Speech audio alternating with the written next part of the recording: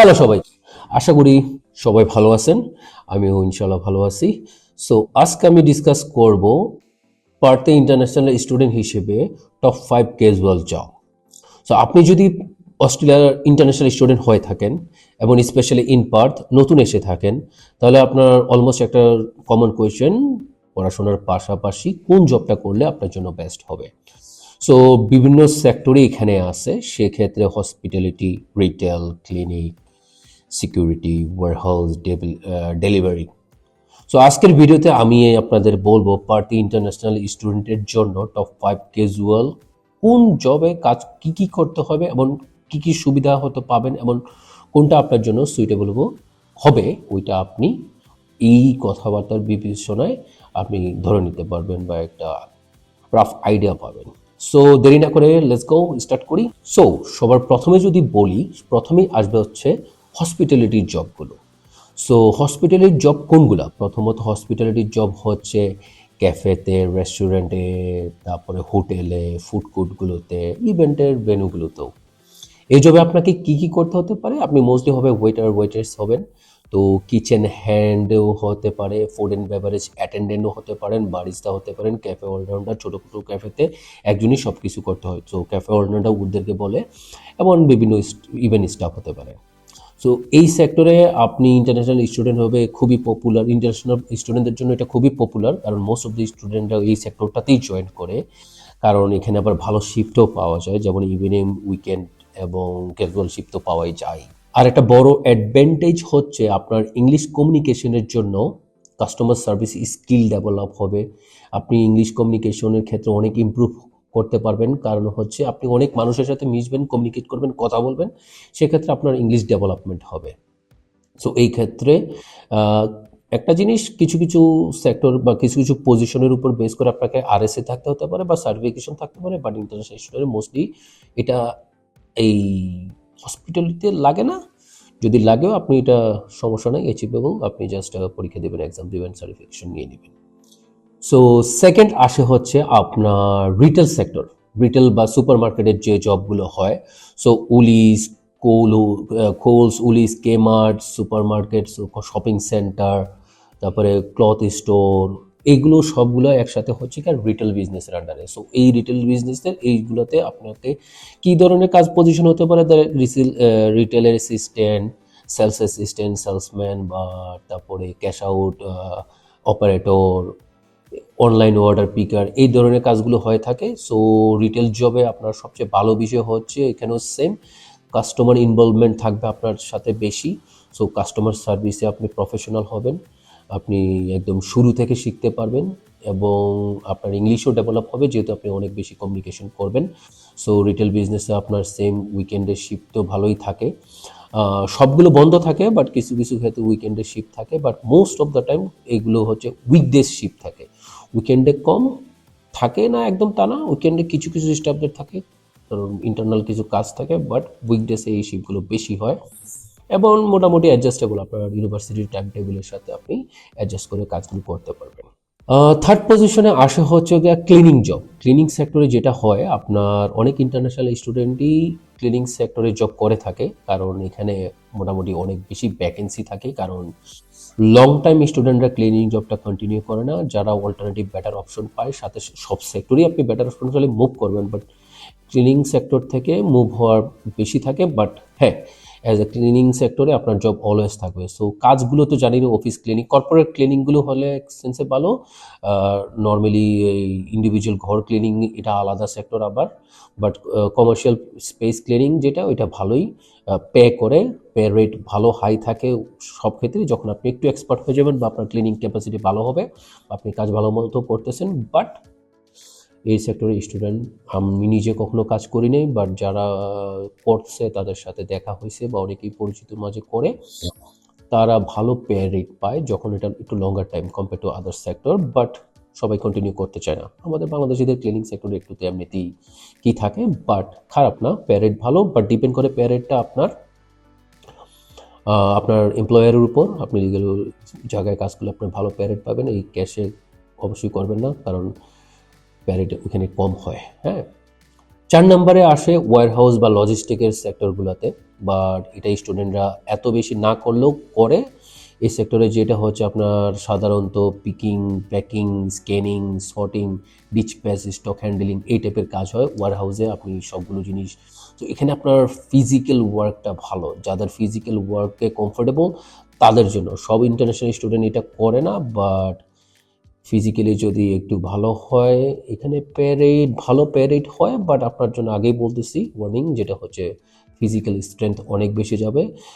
পারতে যদি বলেন ম্যানেজমেন্ট সেন্টারগুলো প্রত্যেকেরই লজিস্টিক সাপোর্ট প্রয়োজন হয় এবং প্রত্যেকটা বড় বড় কোম্পানির বিগ বিগ ওয়ারহাউস থাকে। এই ওয়ারহাউস জব এগুলোই বলে আর কি সাধারণত। ফিজিক্যালি যদি আপনি যদি ক্যাপাবল ডিমান্ডিং লাইক ক্যাপাবল হন, সো এটা ফিজিক্যাল ডিমান্ড অনেক বেশি থাকে এখানে, লাইক হার্ডওয়ার্ক। বাট এটা তো ভালো একটা অপশন। এখানে বিভিন্নভাবেই পে হয়, এটা আমি বলবো না, এটা আপনারা বুঝে নেন, বাট পেরে ডিপেন্ড করে। এবং নাম্বার 5 আছে হচ্ছে ডেলিভারি জব। ডেলিভারি জবটা হচ্ছে মোস্টলি পপুলার, কারণ একদম যখন যে কোনো ইন্টারন্যাশনাল স্টুডেন্ট দেশে এখানে অস্ট্রেলিয়াতে পড়ে, এরপরে সাথে সাথেই চাইলে এটা স্টার্ট করতে পারে। আপনার জাস্ট বেসিক কিছু জিনিস ফিল আপ করা লাগবে। অস্ট্রেলিয়ার একটা নাম্বার নিলেন, এরপরে আছে না ওয়ার্ক উইথ, আপনার এটা পুলিশ ক্লিয়ারেন্সের সার্টিফিকেট নেওয়ার পরে এটা অ্যাকাউন্ট খোলার সময় আপনার ওইখানে চলে আসবে। আপনি জাস্ট ফর্ম ফিল আপ করে সব কিছু দিয়ে দিলে আপনি ইজিলি অ্যাকাউন্ট ওপেন করার পর থেকেই আপনার কাজ শুরু করে দিতে পারেন। সাইকেলে দিয়ে করতে পারেন, কারে করতে পারেন, ডিপেন্ড করে আপনার হাতে যে বিকেলটা আপনার কাছে অ্যাভেলেবল আছে, যেটা আপনি ইজিলি ম্যানেজ করতে পারবেন, ওইটা দিয়ে কাজ শুরু করবেন। আর ডেলিভারি জব তো আপনি জানেনই কি করতে হবে আলটিমেটলি। একটু হ্যাঁ ফিজিক্যাল স্ট্রেংথের ব্যাপার আছে, বাট এটা এমন না, আপনার নিজের মতো স্বাধীন, আপনার আন্ডারে আপনি নিজে করতেছেন কাজ। সো আপনি জাস্ট ফুড অর্ডার নিলেন, ডেলিভারি দিলেন। সাইকেলে হলে একটু কষ্ট হয়, গাড়িতে তো আর খুব একটা কষ্ট না, বাট হ্যাঁ আপনার টাইমিংয়ের উপর আপনি যত সময় করবেন ওইটার উপর বেস করে। আর এখন বর্তমান সময়ে পেয়ার একটু ভালো হয়ে গেছে, সো খারাপ না। খারাপ দিয়ে কথা না, প্রথমত ইন্টারন্যাশনাল স্টুডেন্ট ফার্স্ট আসার পরে সবাই এই ডেলিভারি জবটা দিয়েই স্টার্ট করে। এখানে ফাইনাল লাইক মানি আর্নিং স্টাডি হয় ডেলিভারি জব দিয়ে। তারপরে কেউ কেউ এটা কন্টিনিউ রাখে, কেউ কেউ like most of the people যখন অন্য অন্য অল্টারনেটিভ অপশনগুলো হয়ে যায় তখনও কিন্তু ডেলিভারি অপশনটা রাখে অ্যাজ এ লাইক মাঝে মাঝে অল্প একটু পারলে অল্প একটু টাইমে করে। আমি লাস্ট ডেলিভারি অনেক বছর হয়ে গেছে, অনেক বছর মিনস 1.5 বছরের উপরে মনে হয় হয়ে গেছে করি না, 1 বছর 1.5 বছর হয়ে গেছে লাস্ট করছিলাম। বাট এখন আমার টাইমিংটা মিলে না, যদি চান্স হতো টাইমিং হতো আমি অবশ্যই এখনও মাঝে মাঝে চান্স পেলে অবশ্যই করতাম, কারণ ডেলিভারি খারাপ না, ভালো একটা সাইডে আর্ন করা যায়।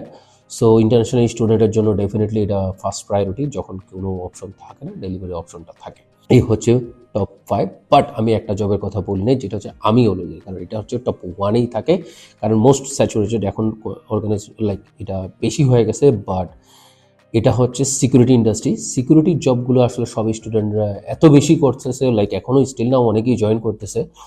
সো সিকিউরিটি অফিসার হিসেবে লাইক আপনাকে কিছু প্রথমেই স্টার্ট করার আগে আপনার সার্টিফিকেশন প্রয়োজন হয় লাইসেন্স কার্ড জন্য, এটার জন্য আপনার একটু ইনভেস্ট প্রয়োজন হয়। স্টার্টেই আপনি এখানে ইন্টারেস্টিং পজিশন হচ্ছে কি, আপনি সিকিউরিটি অফিসার হিসেবে event control, crowd control, venue security, static position তো আছে, রিটেল সেক্টরেও সিকিউরিটির প্রয়োজন হয়ে থাকে।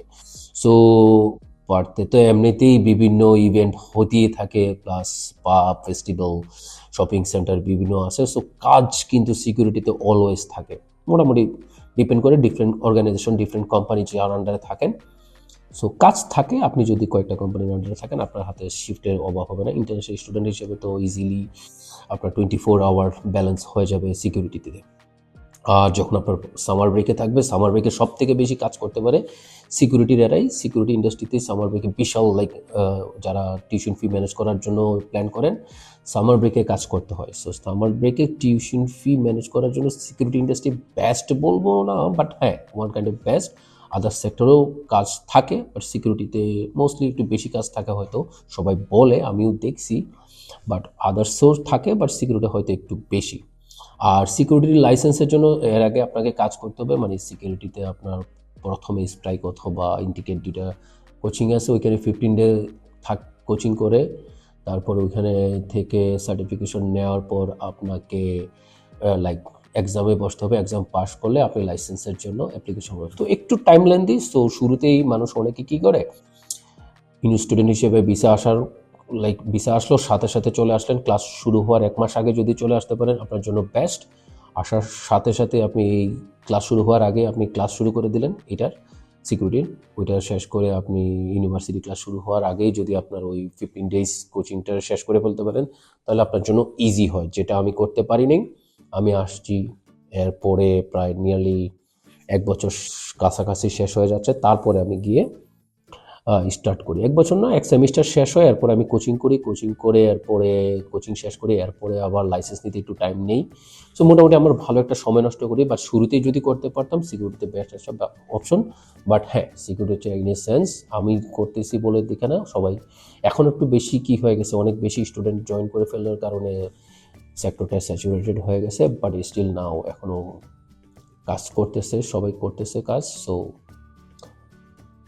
Security any in a chance এখনও still best option student, international স্টুডেন্টদের জন্য, প্লাস যারা টিয়ার আছে তারা তো করতেছে।